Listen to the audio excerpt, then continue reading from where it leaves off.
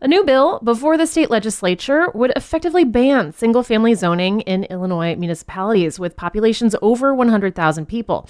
That wouldn't apply to Bloomington or Normal. But in this interview with WGLT's Charlie Schlenker, Normal City Manager Pam Reese says the issues the bill tries to address are important ones for the Twin Cities as well. That topic of providing diverse types of housing styles in communities has been a subject of discussion, frankly, for decades on how best to do it.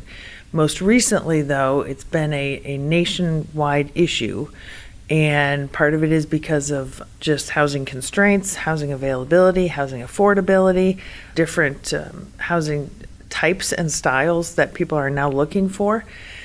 This particular legislation, although it doesn't apply to Normal, I think that the purpose of addressing missing middle housing needs is of interest, and it has been on our radar. We actually have, as part of our strategic plan, a complete, not redo necessarily, but reviewing and amending our zoning code and our housing strategies.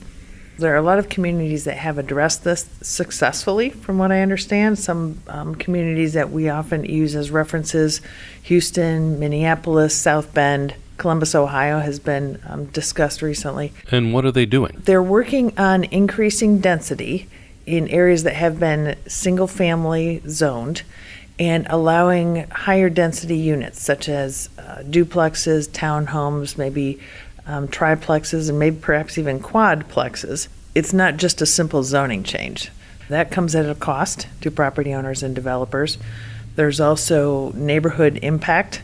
What are the current residents' opinions on this sort of thing? So making zoning changes requires a lot of community participation.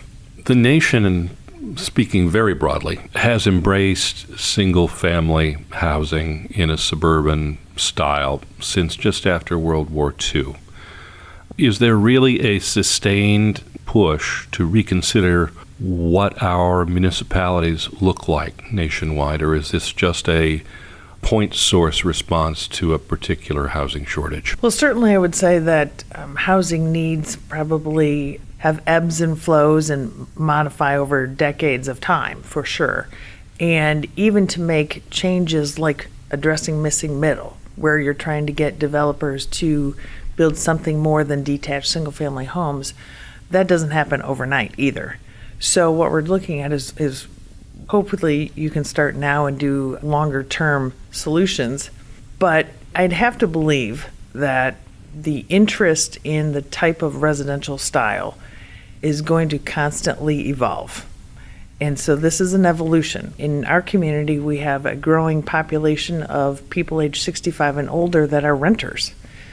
I would suspect that that will continue for a while. Empty nesters might be looking for a different type of housing style and getting out of detached single-family homes. So is it a quick fix, or is it a solution looking for a problem that won't exist down the road? I don't know. I don't have the crystal ball for that.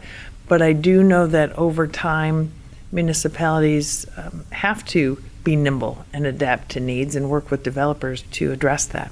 This is Sound Ideas. I'm Charlie Schlenker. We're talking with Normal City Manager Pam Reese.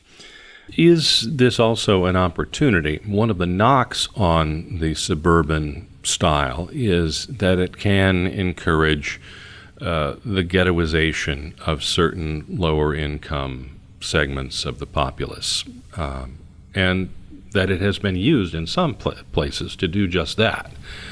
Is this a chance to look at zoning and equity in the same frame? It certainly is a chance to do that, of course.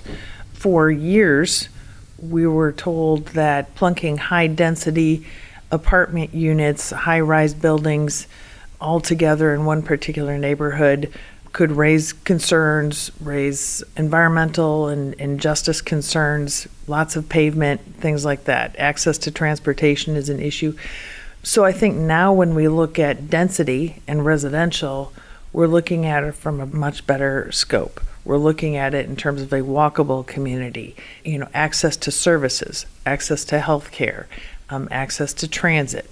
I think what you're seeing nationally and I believe locally is a reaction to what the community needs in terms of not just the type of housing unit, but kind of their lifestyle.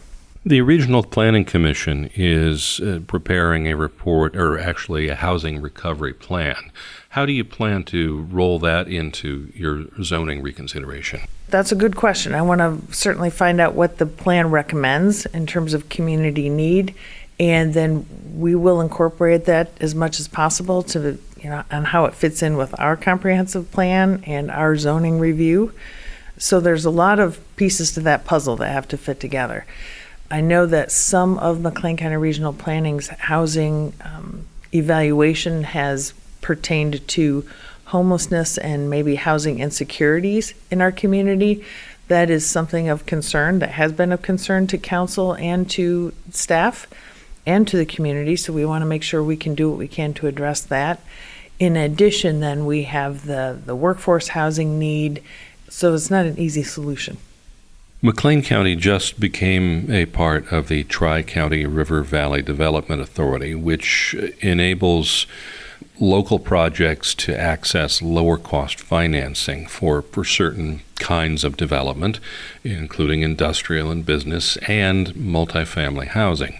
How fast will that be embraced by local project developers, do you think? I think it will be embraced rather quickly if they have projects that are eligible for assistance through the Development Authority. Bloomington Normal Economic Development Council is represented and partners with the River Valley Development Authority as well. So I think they're doing a great job of marketing the development opportunities or the tools in that toolbox. And if a project could be eligible for assistance, I think developers will jump on that. I'm aware of situations where local developers have already been in contact with them. That's Normal City Manager Pam Reese. She spoke with WGLT's Charlie Schlenker.